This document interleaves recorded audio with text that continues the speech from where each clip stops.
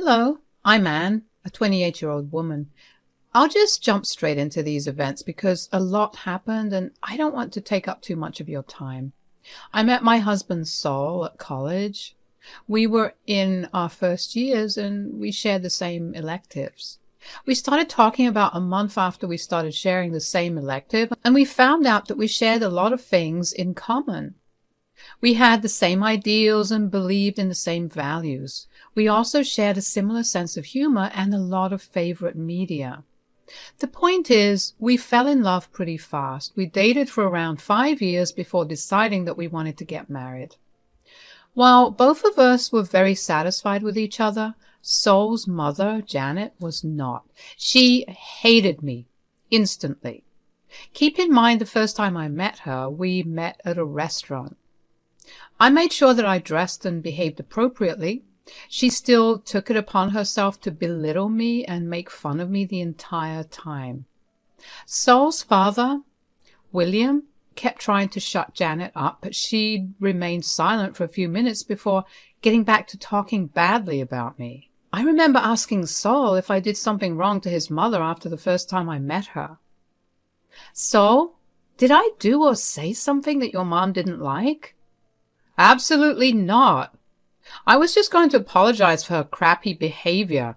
I really am sorry she said all that. You didn't deserve that." "Why do you think she was being so mean?" "I know this isn't an excuse in any way, but this could just be a plausible reason. I'm the only boy in my family, and she's always had a soft spot for me. I guess maybe that's why." "Even if that's the case, shouldn't your happiness be the one thing she wants? I mean, I make you happy, right?" "Of course, my love. I wish I could explain to you why my mother behaved that way, but I can't. Although I can tell you that no matter what she says or does, it will never change the way I feel about you." "Are you sure?" "Absolutely. You're the best thing that has ever happened to me. I'd be crazy to ever let you go." I felt reassured after that. We continued to be happy with each other. Of course, Janet kept trying to say things against me, but Saul would always stand up for me. Janet didn't like that, and that only made her hate me more. I learned to just ignore her over the years. Janet's hatred for me only got worse after Saul and I got married, but instead of having to deal with her constantly, we decided to go low contact with her. For the next few years, we only saw Janet at family gatherings and on birthdays. That, of course, never stopped her from belittling me whenever we saw each other. But I ignored her always. Aside from that, life was going really great. As the saying goes, all good things come to an end. Things started to go downhill when I got a promotion at work. The promotion involved putting in extra work for a whopping 50% increase in pay. I didn't mind the extra hours, but I knew that it would be wrong of me to make a big decision like that by myself. I discussed it with Saul, and both of us agreed that it would be a smart move to make. We didn't have kids to worry about, and it would have benefited our household. And so I began working longer and harder hours. Whenever I came back home, I would be way too tired to function. At first, Saul was very caring and loving. He would have a bath prepared for me and a hot meal waiting. Obviously, with the shift in my schedule, there came a shift in how we divided our house chores. Earlier, I would get back home before Saul, so I would make the meal. But now the duty shifted to him. Of course, with the tiredness came the need for rest. I spent a lot of my weekends just laying and resting in bed. The rest of the weekend was spent cleaning up the house, doing laundry, and going grocery shopping. Every other weekend, Saul and I would go on a date. I tried my best to create a good balance between my professional and personal life. Everything was going pretty well until I was given a huge project to manage. This project alone would boost our company to another level, and I was given the responsibility of handling it and making sure that it produced the best results. The project required me to spend quite a few late nights at work. Saul's behavior didn't change at first, as in he was still the same caring and loving husband, but as the weeks wore on, I began to notice a change in his behavior. Another thing I began to notice was the increased visits that Janet had begun to make at our place. She would be there every time I came back home, but she would leave immediately after. After she would leave, Saul's mood would be pretty sour and low. For a week, I tried talking to him for an entire week, but he never budged. I figured he needed some time and just let him be. I poured myself into work and didn't even make it back home some nights for the next week and a half. That only seemed to make Saul's behavior worse, so I had an inkling about what was happening. The next weekend, I decided to set my foot down and confront Saul about what was going on. Saul, what's going on? It's nothing. It's not nothing. You're behaving very differently. No, I'm not. Yes, you are, and you know it too. Lying won't get you out of this conversation. Tell me what's wrong. How would you know what's wrong when all you've been doing is staying out late? Is that what this is all about? Yes, obviously. You're never home anymore, and whenever you are, all you can think about is work or you're sleeping. Well, yes, you know how exhausting work is for me. I don't have it in me to do anything else right now. Plus, right now and for the next few weeks, I'll be busy for a long time on this one particular project. Yeah, a project that requires you to not come back home and do God knows what with God knows who. Are you trying to say something? If you are, say it clearly. Don't play with me. All I'm saying is that you've been spending way too many nights at work. So you're basically accusing me of cheating? I didn't say that. Oh, no, but you are saying exactly that. You know what? Why don't you just track all my movements from now on? I'll share my location with you at all times, and I'll make sure to send you pictures from wherever I am. Actually, I'll do you one better. I'll pin a GPS tag on me so you know where I am at all times. You don't need to lash out. How can I not? My own husband is accusing me of cheating on him. You see just how exhausted I am after work every day, and you still think I'm cheating on you? You know what? I can't deal with you right now. I was furious. I couldn't believe that Saul could think such horrendous things about me. If I truly was cheating on him, why would I choose to do it on days that I'm working when I could easily utilize my free weekends? Surely that's more time than the hour or two that I have for breaks. I left Saul at home and rushed over to my best friend Kelsey's house. She was surprised to see me because it had been a while since we saw each other, but welcomed me nonetheless. I told her about everything that was happening, and we decided that the best course of action in the moment would be for me to calm down. I didn't want to do anything that could hurt Saul or my relationship with him in my anger. I needed to approach my situation with caution and care. Deep down, I knew that what he felt was valid to a certain extent. I had been spending a lot less time with him ever since I got handed my new project. I felt guilty about it, and I knew that I had to make amends for it. At the same time, to immediately jump to the conclusion that I was cheating was atrocious. It took me about 10 minutes to gather myself. I cried a little because of how hurt I was, but when I had calmed down, Kelsey and I began to talk about it properly. So, what led to all this happening? I mean, I get why it happened. I've been out too late and we haven't been spending much time together. That's fair. But don't you think that accusing you of cheating is taking things a bit too far? He could have gently talked to you about it instead of jumping the gun. That's true. I just don't know what to do about all this. I've done nothing to even imply that I've been cheating. Other than me working late, of course, but even then. He knows just how disgusted I feel about cheating, so for him to think of me doing something like that is upsetting as hell. I bet. Do you think something must have happened for him to think that? What do you mean? I don't know, like maybe he was watching things that made him overthink your activities and behavior, or someone was telling him something and that's why he thought that you were cheating? You know, now that you mention it, I have been seeing Janet at our place a lot more often now. Oh, doesn't she hate you? More than anything. I bet she's been feeding him this nonsense. Absolutely. Although I do have to say that you and Saul need to talk, because if it took this little for Saul to view you negatively, there's something wrong happening. I agree. I need to find out what Janet is trying to do, though. There was no doubt in my mind at that point that Janet was involved in that situation.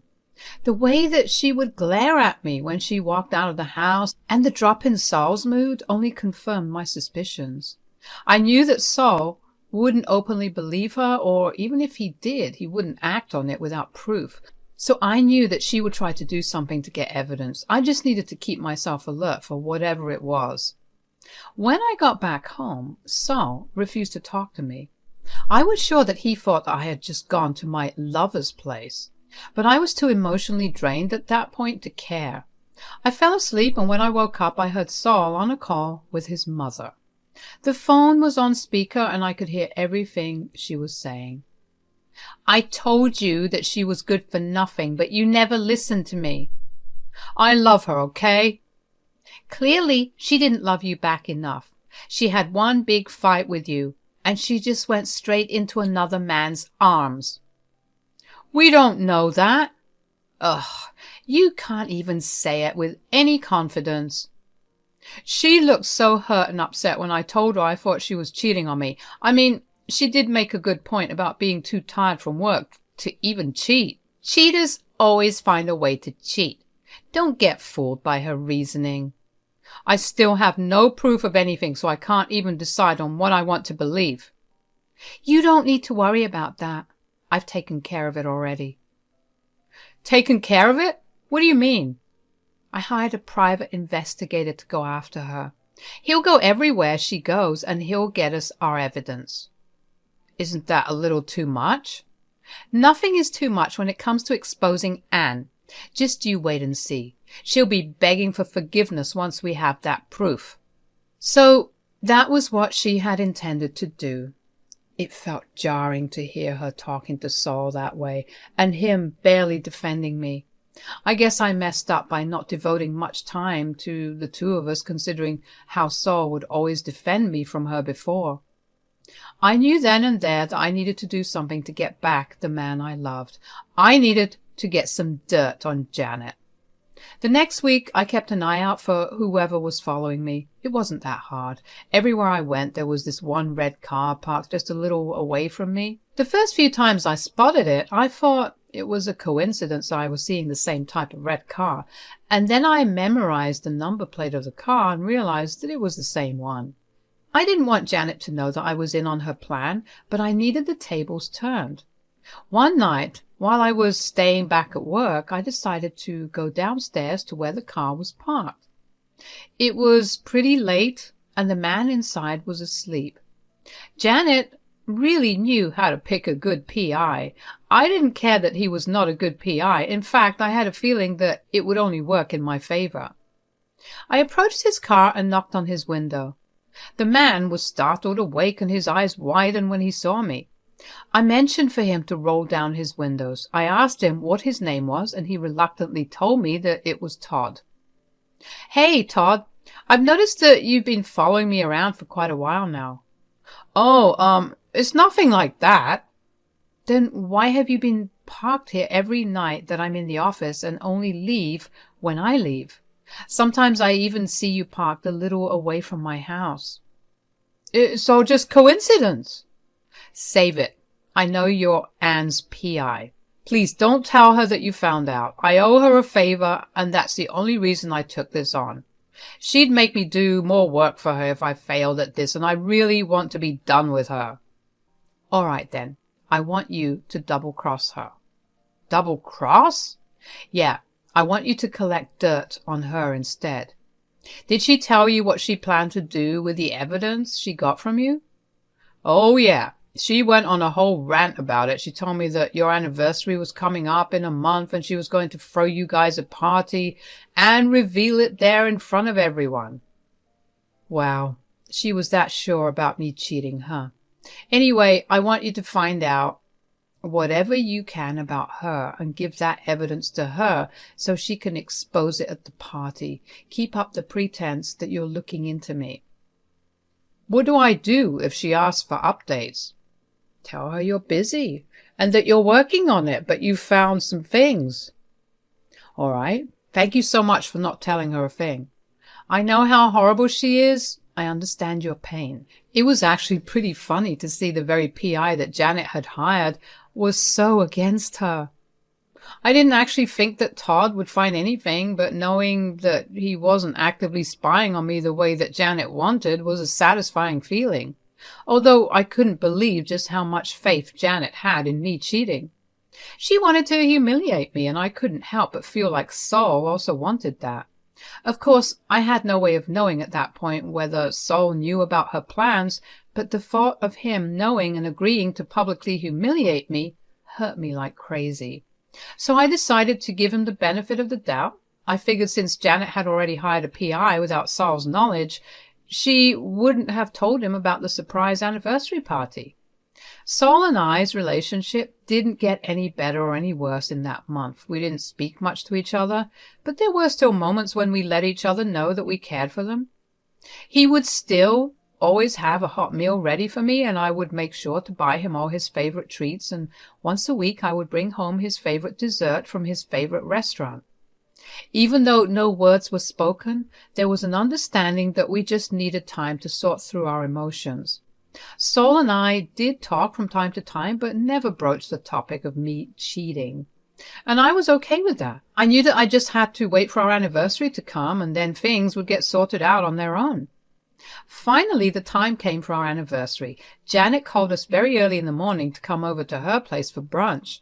Saul seemed confused when she asked us to come over, and that only made my suspicion about him not knowing her plans even more solid. We got ready and headed over. Once we got there, we noticed a lot more cars. Turns out she invited my parents, my siblings and their families, and Saul's siblings and his family. Saul seemed very surprised, yet happy to see everyone. We put aside our issues to maintain a facade in front of the rest of our family. Even though I knew that Janet had gathered everyone there to humiliate me, it felt really nice to spend time with them. We had brunch, and the table was full of chatter and laughter. After lunch was over, Janet announced that she had something to show everyone. We huddled into the living room where she plugged the USB in. She prefaced her little surprise by telling us that for the longest time she had always hated me. She wanted nothing more than the best for Saul, and she went out of her way to find information about me cheating on him. You could hear a pin drop in the room at that point. The entire mood shifted at that point. Everyone was uncomfortable. I felt Saul tense up beside me, but I remained calm. She called on me and told me since I was the one that was cheating, I needed to be the one that showed everyone the evidence. I confidently walked up to the TV while Janet walked over to where I was seated next to Saul. She smirked at me as I opened the file called Evidence, and as soon as the first picture loaded, I felt the same shock that everyone in the room experienced. The first picture was of Janet and some other man kissing at a bar. I continued to go through the rest of the pictures, and they only showed various other places that Janet had gone to with the same man, including her house. Janet had grown pale while everyone else looked at her in disgust. I felt the worst for William. He looked angry and sad at the same time. When we finally got to the end of all the pictures, the room was silent for a minute before William finally spoke up. "What is this, Janet?" First of all, you sought to expose Anne for cheating on Saul. Why would you put her through something like that? I only wanted the best for Saul. Or you just wanted to humiliate Anne because you don't like her. Saul is just your sorry cover. Not to mention you tried to expose her for cheating when you're the one doing it. Do you not see how much of a hypocrite you're being? That was not supposed to happen. I don't know how, but I just know that Anne has done something here. I didn't do anything. You tried to ruin my relationship, so I had no time to involve myself in your shenanigans when I was busy with work and fixing my relationship. Don't lie. What did you do? Stop trying to pass off your problem to Anne. Stop doing what you did with Sol. Your truth is out. So own up to it. She knew I hated her. She did this to humiliate me. I don't see an issue with it, when that was exactly what you were trying to do as well. So, you believe me, right? You know that she has been cheating on you, right? I don't think so anymore. I feel pathetic that I even listened to you. You almost destroyed the best thing I've ever had because of your selfishness. I never want to see or hear from you again. You will have exactly 1 month to move out of this house. I'll have the divorce papers handed to you before that. I couldn't believe how well things worked out in my favor. A few days later, with a little bit of research, I managed to find Todd. I told him about the outcome, and he told me that he had already found out. Janet had called him to yell at him, but he simply told her that he had done his favor for her and hung up and blocked her. Todd also told me that he had never taken his work more seriously than when he found out that Janet was the one who was cheating. I will admit that it made me laugh a little too loud. William and Janet got divorced shortly after. William has been a bit of a mess, but that is expected considering that his 20-year marriage was broken. But Sol and I made sure that we were there with him at every moment that we had. On nights that I was busy, Sol would stay over with his dad just to slowly ease him into being alone. Janet moved out, but not without trying to choke me. Thankfully, William and Sol held her back and I wasn't harmed. As for Sol and I, we're doing great. Sol has apologized profusely for ever suspecting me. Of course, it took some time to fully forgive him and forget what had happened, but we agreed to go for couples counseling. We've slowly been sorting through all our issues for the past month, and I feel like our relationship has never been stronger. If there's one thing that I think I've learned through all this, it's to always make sure that you tell the people you love how much you love and appreciate them. Thank you for listening.